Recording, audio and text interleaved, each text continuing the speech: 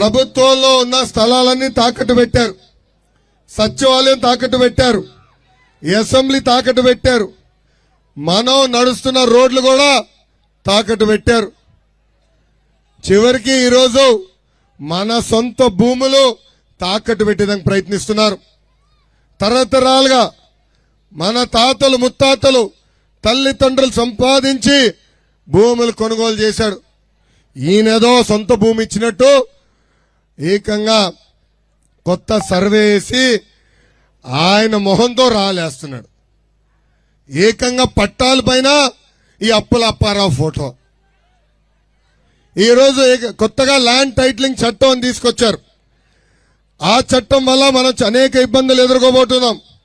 ఆ చట్టంలో చాలా స్పష్టంగా రాసింది, మనకేమైనా భూ వివాదాలు ఉంటే అధికారులు ఆ వివాదాన్ని సెట్ చేస్తారంట, వాళ్ళు పరిష్కరిస్తారంట. మనం కోర్టుకు కూడా వెళ్ళే అర్హత లేకుండా చేసింది ఆంధ్ర రాష్ట్ర ప్రభుత్వం. అందుకే యువకులందరూ మేలుకోవాలా. ఈ చట్టం చాలా ప్రమాదకరమైంది. మన ఇల్లు మన భూమి రేపు వైకాపా నాయకులు నచ్చితే వాళ్ళ పేరు పైన రాసేదానికి ఈ చట్టం తీసుకొచ్చారు.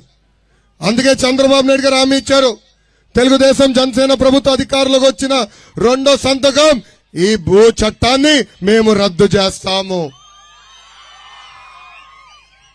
ఇంకా మీ బిడ్డ అంటాడు ఈ అప్పులప్పారావు.